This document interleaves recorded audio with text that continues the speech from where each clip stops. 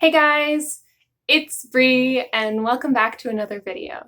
So for today's video, I'm going to be going through a few different manga series that I am currently collecting and dream of one day owning all of.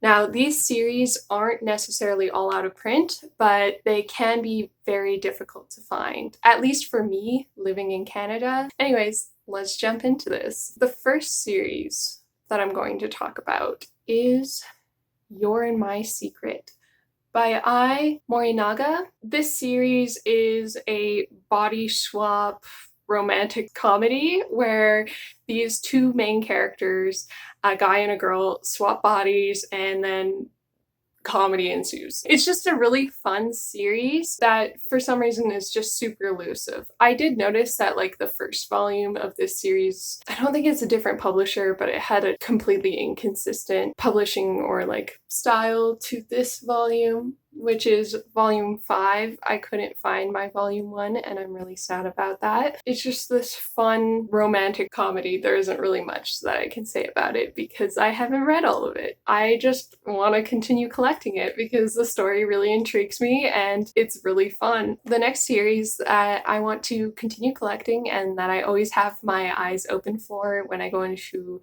thrift stores or I guess older manga sellers such as like comic book stores that carry older manga, is Cantarella.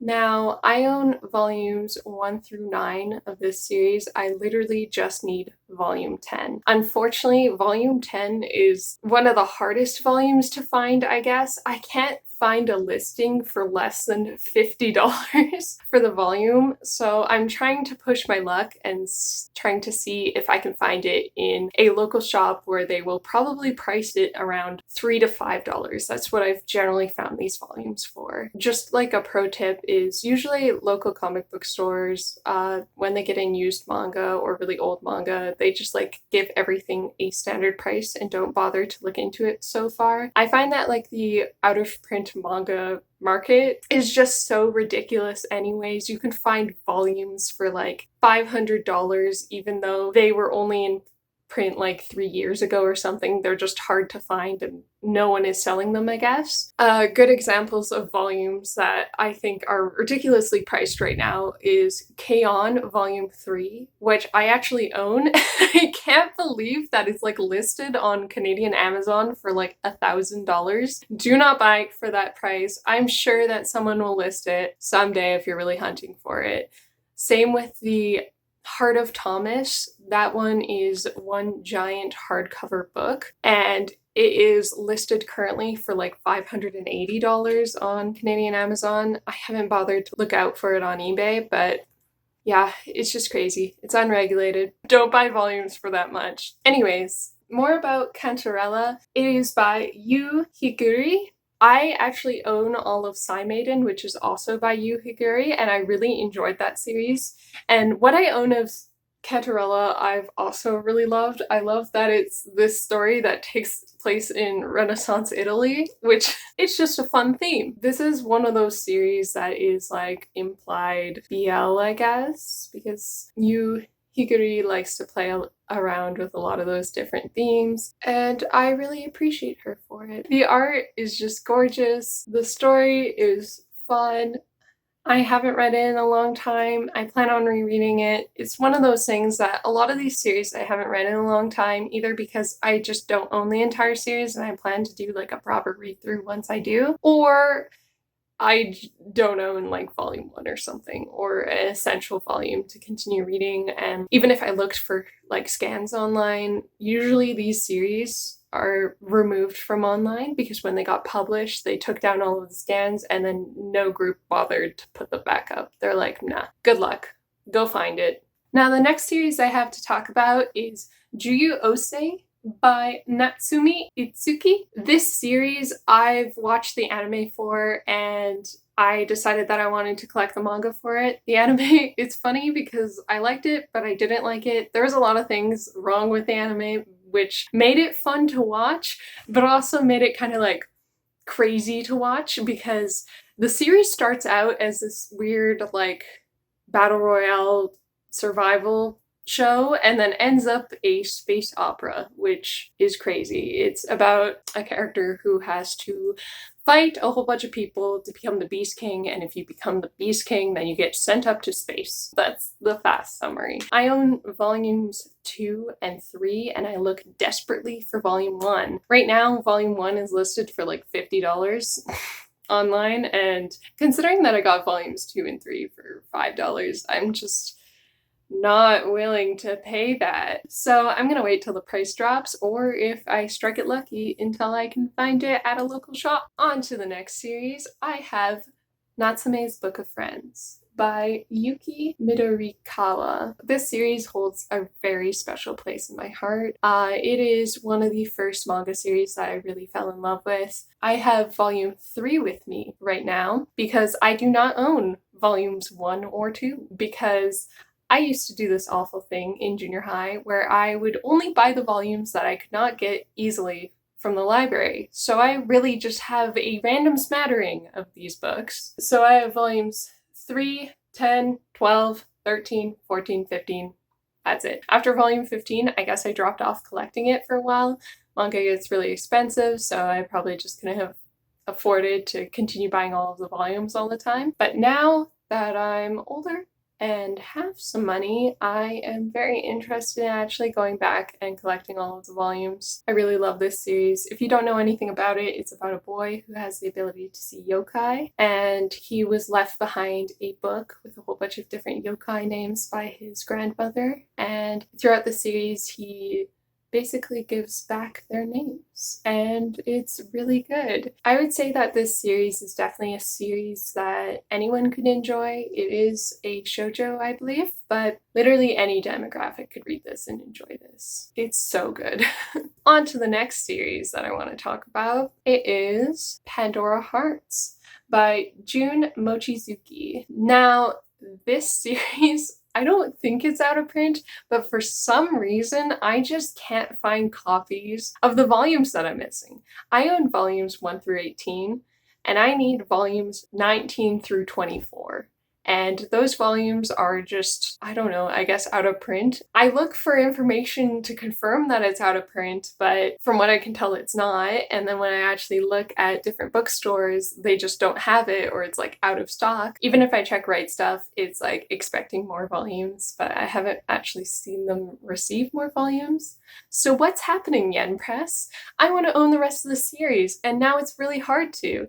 It's also really hard to buy like series like this secondhand because it is still relatively new-ish. I mean, the last volume came out in 2017, so that's why I'm kind of like, why is it so hard to find if it only came out 3 years ago? I also do know that they released a box set, so it's possible that after they released their box set, or in preparation to release their box set, they might have stopped printing the single volumes, which would be sad. But yeah, I definitely hope to be able to pick up the rest of the volumes of Pandora Hearts. Hopefully some local comic book stores, when I actually end up going to one, has some volumes. Yeah, on to the next series. So the next series I am going to talk about is Tower of the Future by Saki Hiwatari. Now this series is one of those series that I picked up from like discount used manga, so it was really cheap for me to pick up. I have volumes 1 through 5 and then volume 7,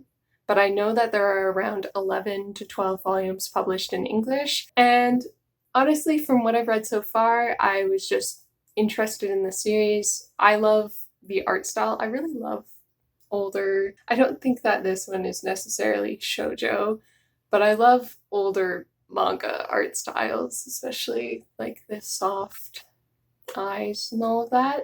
The story is about a boy who has a very vivid imagination and basically creates the entire fantasy world within it, and it involves a whole bunch of people that he knows in his real life. And it's very fun because it draws off of different fantasy tropes from the 90s. So I really hope that I can find the rest of the series for a reasonable price. I think that this one is definitely one of the easier series for me to pick up. The only volume that I've seen that has been very expensive online has been volume 11, and I assume that's because it was one of the last volumes published. It might have been published in lesser amounts. Yeah. Now, for the final series. This series is a series that I hold so close to my heart, and it is also a series that I know will be a huge pain to collect because it went out of print quite a while ago. It is Please Save My Earth. I cannot say enough good things about this series. I love it so much, and I was so lucky to pick up the volumes that I did for the price that I did. I think I spent around $5 to $6 per volume at the time, and I own volumes 1 through 12, then 14 and 15. This is a 22 volume series. Also, this series is by Saki Hiwatari. It is just this amazing sci-fi shoujo series about these characters that have shared dreams with each other, and then it turns out that they actually had a past life together and that they're all reincarnated aliens, but the aliens are basically like humans. Like, they're just from another planet and now they're on Earth. And it is a really amazing story. It's one of those sci-fi stories that has a lot of different sci-fi aspects. So we have the whole concept of reincarnation and space travel and exploration, but we also have characters who are psychics and have psychic powers, and that's really cool. The main character is an empath who has the ability to read emotions, even of plants and animals. And it is just so sweet.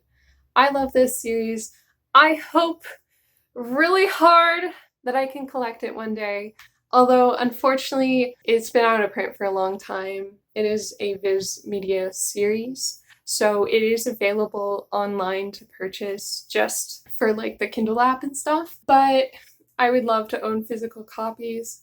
In particular for this series, the hardest volume to find is volume 13. They did a limited printing of it that printed too few volumes, and it is like, all of the people who have collected this series say that that volume is the hardest volume to find, and I definitely can tell that from how I'm currently missing it in the order of volumes that I've collected so far. This is another series that a lot of the time when you find listings for the volumes, they'll be $20 to $30 to $40 and then shipping. So it quickly increases in price, and I'm just kind of waiting it out and seeing if I can find some volumes in my local comic book stores slash thrift stores, because I have managed to find volumes in the past, as well as I do remember seeing certain volumes there previously, so here's hoping.